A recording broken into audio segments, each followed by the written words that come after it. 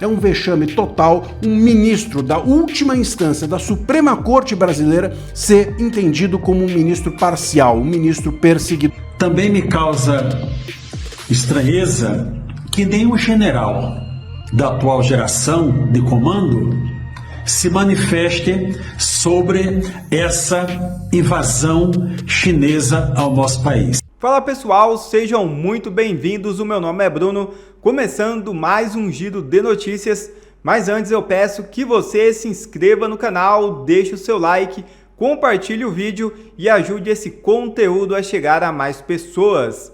Bora para o vídeo!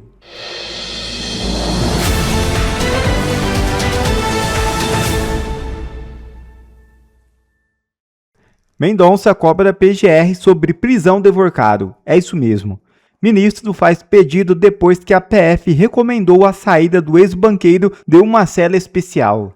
O ministro André Mendonça do Supremo Tribunal Federal pediu nesta sexta-feira 12 um parecer da Procuradoria-Geral da República sobre a prisão do banqueiro Daniel Vorcado.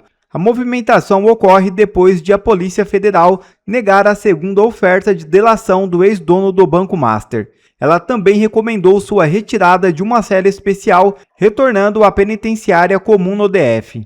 Vorcado foi alocado na superintendência da PF justamente para negociar os termos da delação premiada. Investigadores apontam, contudo, a indisposição do ex-banqueiro para colaborar. Eles afirmam que a oferta atual não traz novidades nem cobre a extensão das possíveis irregularidades conhecidas pelo ex-dono do Master. Apesar do pedido de Mendonça, a PGR ainda não publicou seu parecer sobre a segunda proposta feita por Vorcado ou a respeito da sua eventual remoção da cela especial. De acordo com a CNN, o ex-dono do Master ainda tenta negociar o aceite dos termos pela Procuradoria. E decisão do Tribunal Internacional atinge Moraes em cheio. É isso mesmo. A justiça italiana reconheceu a parcialidade do ministro Moraes no caso Zambelli. Isso a gente já sabia, só que ontem saiu na imprensa toda o teor da decisão. Aquilo que a justiça italiana disse sobre o Moraes e disse sobre o que o ministro faz dentro do STF. E, sobretudo, o que fez nesse caso Zambelli. Eu vou te contar agora, mas já te antecipo que é humilhante para o Brasil, é humilhante para o Supremo e, sobretudo, humilhante para o Moraes. Eu não queria estar na pele dele. Vamos ao caso. Eu sou André Marcília, advogado, constitucionalista, comentarista jurídico e peço que você se inscreva no canal e deixe o like nesse vídeo. Bom, saiu ontem na imprensa que, claro, a decisão completa da Corte de Cassação italiana que anulou a extradição da Zambelli no dia 22 de maio. Como eu mencionei até agora, a gente só sabia o veredito, agora a gente sabe o teor da decisão e ele é ridículo para o ministro Moraes. A justiça italiana concluiu, entre os motivos da sua decisão, a parcialidade e o arbítrio do ministro do STF no caso Zambelli. Na prática, a justiça italiana reconhece institucionalmente que Zambelli não teve respeitado o seu direito a ser julgada por uma justiça imparcial dentro do Supremo Tribunal Federal, da última instância brasileira. Citação literal aqui da decisão eu vou trazer para vocês, presta atenção. Aspas, deve-se considerar que os requisitos de imparcialidade e de distanciamento do juiz do Moraes constitui não apenas uma condição essencial de equidade do processo, mas uma das garantias fundamentais que integram o núcleo duro do direito de defesa, e isso não foi respeitado no caso. A Corte de Cassação italiana, que funciona como uma espécie de STF da Itália, reconheceu na figura do Alexandre de Moraes, aspas, uma pessoa interessada no processo, uma parte interessada, alguém que queria um resultado e ainda assim julgava a pessoa. Citação também aqui literal da decisão, aspas, as funções de julgar devem ser atribuídas a um sujeito terceiro, alheio a interesses próprios, que possam turvar a aplicação rigorosa do direito e também livre de convicções pré-constituídas a respeito da matéria sobre a qual deve se pronunciar. A justiça italiana, além disso, também citou o Tribunal Europeu de Direitos Humanos e o trecho que cita o Tribunal Europeu de Direitos Humanos diz respeito a juízes que agem com má fé, com interesse pessoal em determinada causa. Má fé e interesse pessoal. É dessa forma que o Moraes foi classificado pelo STF da Itália. Olha, mais ridículo que isso não tem como. O tribunal italiano entendeu que a Zambelli foi julgada no Brasil sob a acusação de financiar uma invasão aos sistemas do Conselho Nacional de Justiça, o CNJ. E o ministro Moraes era membro do CNJ. Por isso a justiça italiana já entendeu que ele seria interessado. Mas tem mais. Ela também era acusada de forjar um mandado de prisão contra o ministro Moraes. E, portanto, ele também seria vítima desse mesmo caso. E não tem como para a justiça italiana, ou para qualquer justiça que não seja a brasileira, entender-se que uma pessoa pode ser vítima, pode fazer parte do interesse no caso e ainda assim julgar a pessoa. Isso só no Brasil, ou só na República, ou só na democracia do Moraes e dos ministros do STF. É um vexame total um ministro da última instância da Suprema Corte brasileira ser entendido como um ministro parcial, um ministro perseguidor. E foi isso que o STF da Itália entendeu a respeito do caso Zambelli. A posição do Moraes é a seguinte, ele dá uma nota dizendo, aspas, todas as decisões ocorreram em estrita conformidade com as normas do direito, só se for o direito da cabeça dele. E, ainda mais, aspas, ele só se pronunciará nos autos. Não é verdade, o ministro Moraes tem se pronunciado em tudo quanto é lugar, nos autos também, mas não só. A Itália discordou dessa decisão do ministro e isso é histórico e, sem dúvida alguma, é uma derrota internacional, pessoal e humilhante do ministro Moraes. Desembargador aposentado Sebastião Coelho levantou um alerta nas redes sociais. Mediante uma invasão chinesa em território nacional, onde estão os senadores e militares de alta patente para defender a soberania do Brasil? Nós temos 2 senadores das Forças Armadas. O general Mourão, 4 estrelas, que não fala nada. O senador astronauta Marcos Pontes, tenente-coronel da Aeronáutica, que também não fala nada. Um homem da tecnologia e está sabendo o que está acontecendo em nosso país.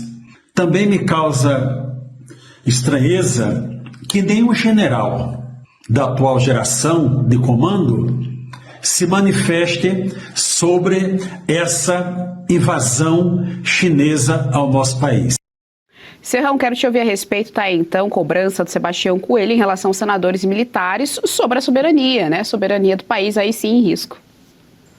E a complicação fica ainda maior, porque aqui no Brasil, acho que nem todo mundo deve saber, mas desde a era Dilma Rousseff, é o vice-presidente da República quem estabelece relações com a China. Então tiveram relações estreitas com a China Michel Temer, que foi vice da Dilma depois presidente, e Hamilton Mourão, na era Bolsonaro, foi quem cuidou também das relações com a China. Então espera-se do general Mourão declarações sobre essa questão chinesa, sobre essa expansão chinesa, sobre essa relação chinesa e o que os americanos estão falando em relação à China. Seria muito importante um pronunciamento do general sobre esse assunto. Agora, as Forças Armadas brasileiras estão deitadas em berço esplêndido. Hoje, elas estão muito mais preocupadas em saber o que os militares estão falando em rede social. Saiu um comunicado aí do comandante do Exército mandando todo mundo até o dia 26 fazer um curso sobre como se expressar e o que pode ser dito ou não em redes sociais, que vale até para a família dos militares. Ou seja, os militares brasileiros hoje estão sendo supervisionados naquilo que se expressam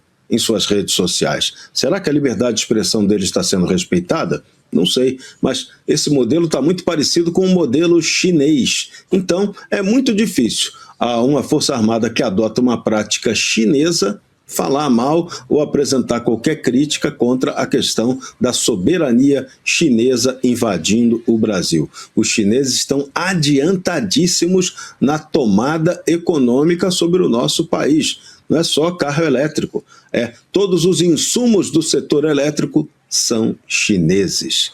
Os chineses também compraram soja aí no mercado antecipado, com 5 anos de antecedência. O que aconteceu? Fazendeiro não entregou a soja, quebrou. Teve que passar a terra para quem? Para um laranja do chinês. É esse o jogo. Então, o Brasil vai ter problemas.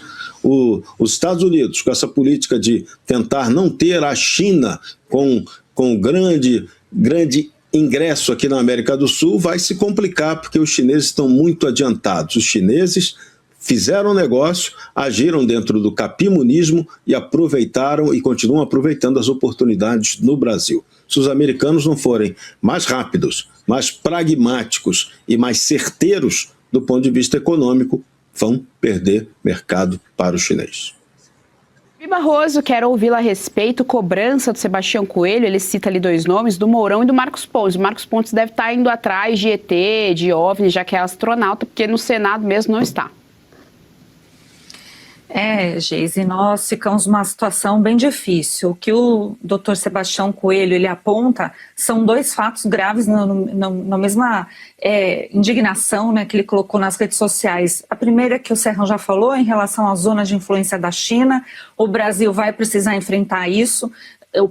Os países amigos, né, como os Estados Unidos, que nós estamos aqui na América, tem total interesse, está sendo explicitado, estamos aí com ameaças de taxação e um monte de outras observações aí em relação até o BRICS e esse relacionamento do Brasil, China e países que são controversos para os americanos. A gente precisa entender que as nossas Forças Armadas foram de fato sucateadas lá atrás por Fernando Henrique Cardoso, isso veio acontecendo, e os militares brasileiros, e aí é o segundo fato que o Sebastião Coelho nos trouxe com indignação, é que os militares, que a gente até outro dia, né, recentemente, conhecíamos eles justamente por defenderem a corporação, por fazerem bastante força para que não retomasse essa questão do sucateamento, o que a gente entende hoje é que eles só pensam neles mesmos, em relação à sua própria aposentadoria, aos cursos que acabam fazendo.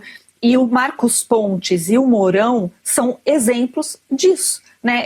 A gente está vendo aí que está sendo oficialmente diminuída a quantidade de militares em fronteiras e as Forças Armadas têm por tradição, né, tradição brasileira, defender essas fronteiras, e a gente não vê nenhuma fala, nada, absolutamente nada, nem desses políticos que acumulam a função aí de militares, militares de reserva, e muito menos, né, de militares da ativa que olham para isso novamente, enfatizo, só devem pensar na própria carreira e na manutenção, né, do que já conquistaram e não em defender o Brasil de fato. Obrigado a você que assistiu esse vídeo até aqui, deixe o seu comentário e não se esqueça de se inscrever no canal e deixar o seu like. Até a próxima!